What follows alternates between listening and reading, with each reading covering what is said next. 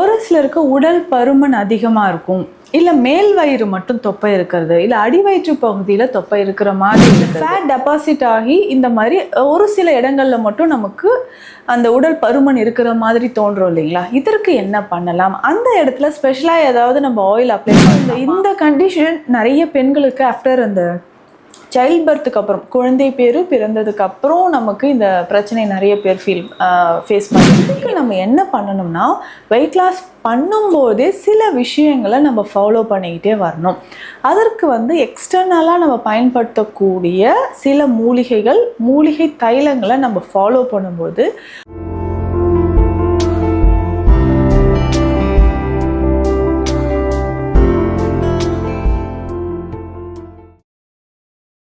வரம் நேயர்களுக்கு வணக்கம். நான் டாக்டர் நித்யா, சித்த மருத்துவர். ஒரு சிலருக்கு உடல் பருமன் அதிகமாக இருக்கும், இல்லை மேல் வயிறு மட்டும் தொப்பை இருக்கிறது, இல்லை அடிவயிற்று பகுதியில் தொப்பை இருக்கிற மாதிரி இருக்கிறது. ஸோ இந்த மாதிரி நம்ம உடலில் சில இடங்கள் மட்டும் நமக்கு கொலஸ்ட்ரால், உடலில் நமக்கு கொலஸ்ட்ரால் அதிகமாக இருக்கிறதோ, இல்லை ஃபேட் டெபாசிட் ஆகி இந்த மாதிரி ஒரு சில இடங்களில் மட்டும் நமக்கு அந்த உடல் பருமன் இருக்கிற மாதிரி தோன்றும் இல்லைங்களா? இதற்கு என்ன பண்ணலாம்? அந்த இடத்துல ஸ்பெஷலாக ஏதாவது நம்ம ஆயில் அப்ளை பண்ணலாமா? எக்ஸ்டர்னலாக ஏதாவது நமக்கு வெளியில் அப்ளை பண்ணுறதுக்கு க்ரீமோ இல்லை தைலமோ ஏதாவது இருக்கான்ட்டு நிறைய பேர் என்கிட்ட கேட்குறீங்கன்னா, இது எஸ்பெஷலி பெண்களுக்கு பார்த்தோம்னா ஆர்ம்ஸில் இந்த கைகள் ரொம்ப தசைகள் தொங்குற மாதிரி இருக்குங்க. எனக்கு இந்த கை மட்டும் தாங்க பிரச்சனை, உடம்பே நார்மலாக இருக்குது, இந்த ஷோல்டர்லேருந்து கை, இந்த ஆர்ம்ஸ் ரொம்ப பெருசாக இருக்கிற மாதிரி இருக்குது அப்படின்னு சொல்லுவாங்க. அதே மாதிரி சிலருக்கு நான் சாரீ கட்டினா மேல் வயிறு மட்டும் பெருசாக தெரிகிற மாதிரி இருக்குது. ஸோ மேல் வயிறு தொப்பை இருக்குதுங்க, வித்தியாசமாக இருக்குது பாருங்கள் எனக்கு மட்டும் அப்படின்னு ஒரு சிலர் ஃபீல் பண்ணுவீங்க. அதே மாதிரி தான் அடிவயிற்று பகுதியில் ரொம்ப தொப்பை இருக்கிற மாதிரி தசைகள் ரொம்ப தொங்கும். இப்போ இந்த கண்டிஷன் நிறைய பெண்களுக்கு ஆஃப்டர் அந்த சைல்ட் பர்த்துக்கு அப்புறம், குழந்தை பேர் பிறந்ததுக்கு அப்புறம் நமக்கு இந்த பிரச்சனை நிறைய பேர் ஃபேஸ் பண்ணிகிட்ருக்கீங்க. ஸோ அடிவயிற்று பகுதியில் நமக்கு தசைகள் ரொம்ப லூஸாக இருக்குது அப்படின்றது. ஸோ அதே மாதிரி தான் இடுப்பு பகுதியில், சைடில் நமக்கு இடுப்பு பகுதியில் பக்கவாட்டில் சைடில் வேஸ்ட்டில் நிறைய பேருக்கு ரொம்ப ஃபேட் டெபாசிட் ஆன மாதிரி லூஸாக நமக்கு தசைகள் இருக்கும். ஸோ இந்த மாதிரி தளர்ந்த தசைகள் இறுக்கம் அடைவதற்கு நம்ம என்ன செய்யலாம்? இது நம்ம நிறைய பேர் எக்ஸசைஸ்லாம் நான் பண்ணுறேங்க, எக்ஸசைஸ் பண்ணாலும் உள்ள ஃபேட் குறையுது, ஆனால் மேலே சுருக்கம் வந்துருச்சு. இந்த பிரச்சனை நிறைய பேர் ஃபீல் பண்ணுவீங்க. ஏன்னா வயிற்று பகுதியில் ஸ்கார்ஸ் இருக்கிற மாதிரி கோடு கோடாக தெரியும். முதுகு பகுதியில் நிறைய பேருக்கு நல்ல வெயிட் இருந்துட்டு வெயிட் லாஸ் ஆகும்போது தெரியும். ஆர்ம்ஸில், முதுகு பகுதியில் எல்லாமே அந்த ஸ்கின் சுருக்கமாய் கோடு கோடாக இருக்கிற மாதிரி தெரியும். ஐயோ என்னடா இது, வெயிட் லாஸ் பண்ண போய் இந்த மாதிரி ஸ்கின்ல ஸ்கார்ஸ் நிறைய தெரியுதே அப்படின்னு ஃபீல் பண்ணுவீங்க. ஸோ இந்த ஸ்கார்ஸ் இல்லாமல் தோல் மேல் பகுதியில் நமக்கு தழும்புகள் இல்லாத மாதிரி, சுருக்கங்கள் இல்லாத மாதிரி நம்ம எப்படி உடல் எடை குறைக்கலாம்? இதுவே பார்த்தோம்னா முகத்தில் நிறைய பேருக்கு இந்த பிரச்சனை இருக்கும். நான் சப்பியாக இருக்கும்போது ஃபேஸ் நல்லா இருந்ததுங்க, வெயிட் லாஸ் பண்ணனா ஸோ இந்த கன்னத்தில் கீழே இந்த தாடை பகுதியில், சின்னில் எல்லாமே பார்த்தோம்னா ரொம்ப விரிங்கிள்ஸ் வந்த மாதிரி சுருக்கமாக தெரியுது. இந்த கழுத்துலலாம் பேசும்போது ஸ்கின் அப்படியே சுருங்கி வர்றது மாதிரி தெரியுது. ஐயோ நான் வெயிட் லாஸ் பண்ணதுக்கப்புறம் இந்த பிரச்சனையை நான் ஃபேஸ் பண்ணிகிட்ருக்கேன்ட்டு நிறைய பேர் சொல்வீங்க. இதுக்கு நம்ம என்ன பண்ணணும்னா, வெயிட் லாஸ் பண்ணும்போதே சில விஷயங்களை நம்ம ஃபாலோ பண்ணிக்கிட்டே வரணும். அதற்கு எக்ஸ்டர்னலாக நம்ம பயன்படுத்தக்கூடிய சில மூலிகை தைலங்களை நம்ம ஃபாலோ பண்ணும்போது தோலில் அந்த சுருக்கங்கள் இல்லாமல் நமக்கு நல்லாவே இறுக்கம் அடைகிறது தெரியும். ஏன்னா நமக்கு கொழுப்பு பார்த்தோம்னா உள்ள ஃபைபர், மசில் ஃபைபருக்கு இடையில நமக்கு நல்லாவே டெபாசிட் ஆகிருக்கும்.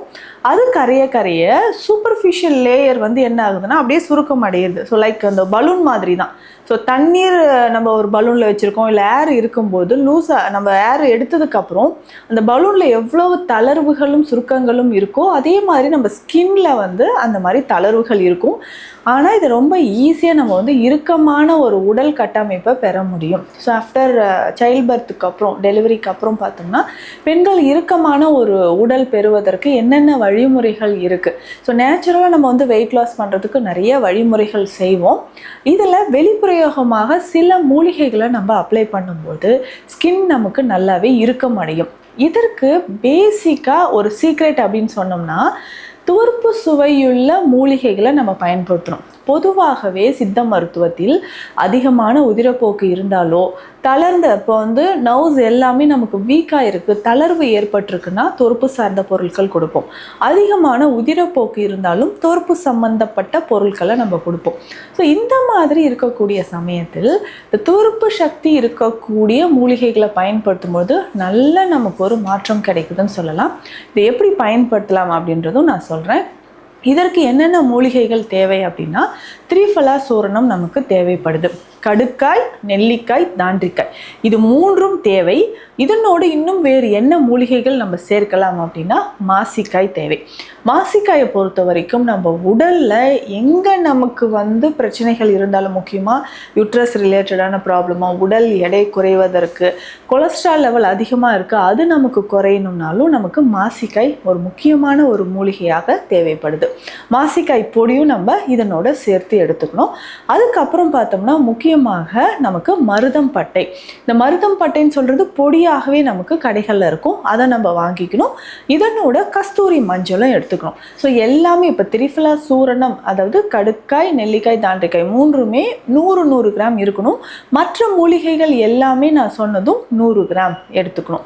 ஸோ எல்லாமே 100 கிராம் எடுத்து கலந்து எடுத்து வச்சுக்கணும். இது வந்து எக்ஸ்டர்னலாக நம்ம பயன்படுத்தக்கூடிய, அதாவது வெளிப்பிரயோகமாக நம்ம பயன்படுத்தக்கூடிய ஒரு முறை தான். ஸோ வெயிட் லாஸ் பண்ணிட்டு இருக்கிறோம்னா எங்கெல்லாம் நமக்கு அதிகமான மசில்ஸ் இருக்கோ, ரொம்ப வந்து நமக்கு தோல் தளர்ந்து போய் இருக்கோ, அந்த இடங்கள்ல நம்ம பயன்படுத்தக்கூடிய மெத்தட் தான் இப்போ நம்ம சொல்ல போகிறோம். என்ன பயன்படுத்த போகிறோம் அப்படின்னா, ஸோ இந்த மூலிகை இப்போ இதெல்லாமே கலந்து எடுத்து வச்சுருக்கோம் இல்லைங்களா. ஸோ இந்த பொடியை நம்ம கொஞ்சம் எடுத்துக்கணும். கொஞ்சம் பசும்பால் எடுத்துக்கணும். பசும்பால் எடுத்து இதில் விட்டு கலந்துக்கணும். கொஞ்சம் தண்ணீர்.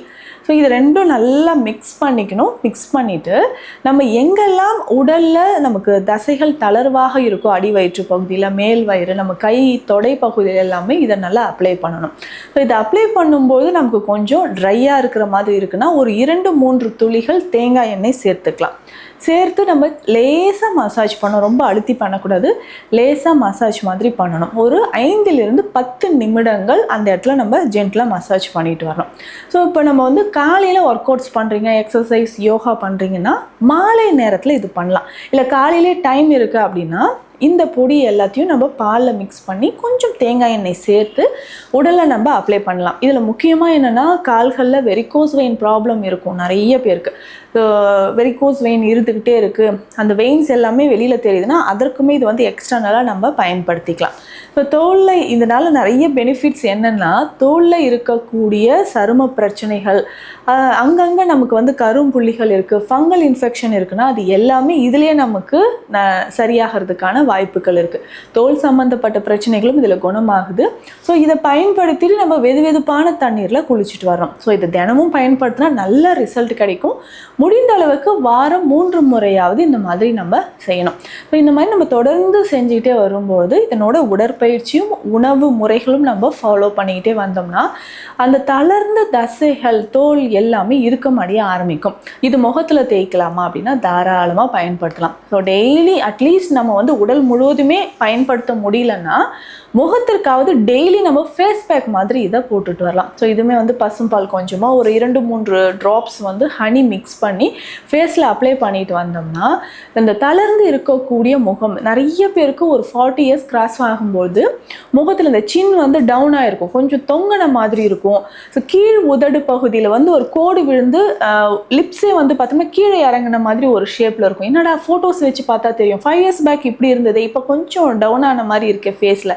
ஸோ அந்த மாதிரி தளர்ந்து இருக்கக்கூடிய நம்மளுடைய கண்ணப்பகுதிகளில் இருக்கக்கூடிய மசில்ஸ் வந்து ஸ்ட்ரென்தன் ஆகணும்னாலும் ஜென்டலாக இந்த பவுடரை நம்ம நல்லா மசாஜ் பண்ணிகிட்டே வந்தோம்னா நல்லாவே நமக்கு தசைகள் இறுக்கமடைய ஆரம்பிக்கும்.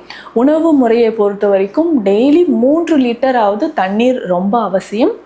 வெள்ளரிக்காய் உணவில் தினமும் சேர்த்துட்டு வரணும். கொஞ்சமாக எலுமிச்சை சாறு நம்ம வந்து ஜூஸ் மாதிரி குடிச்சிட்டு வரணும். இதில் வந்து புதினா, துளசி இலைகளை நம்ம பயன்படுத்திட்டு வந்தாலும் எப்பவுமே சருமம் வந்து ஆரோக்கியமாகவும் பொலிவாகவும் இருப்பதற்கு இது எல்லாமே ஒரு வழிமுறைகள் அப்படின்னு சொல்லலாம். இப்போ பெண்களும் சரி ஆண்களும் சரி உடல் எடையை குறைப்பதற்கு நிறைய பதிவுகள் நம்ம கொடுத்துருக்குறோம். அதில் சின்ன சின்ன விஷயங்களை நம்ம கவனிக்க தவறுறோம் இல்லைங்களா, அதில் தான் நமக்கு வந்து ஒரு திருப்திகரமான உடல் எடை இழப்பு அப்படின்றது இல்லாமல் என்னடா இவ்வளோ ஒர்க் அவுட் கோர்ஸ் பண்ணுறோம் நமக்கு வந்து ரிசல்ட் கிடைக்கலையே அப்படின்லாம் நிறைய பேர் ஃபீல் பண்ணுவீங்க. அந்த மாதிரி ஏதாவது சந்தேகங்களோ மருத்துவ ஆலோசனைகளோ இருந்தால் ஸ்க்ரீனில் இருக்கிற நம்பருக்கு காண்டாக்ட் பண்ணுங்கள்.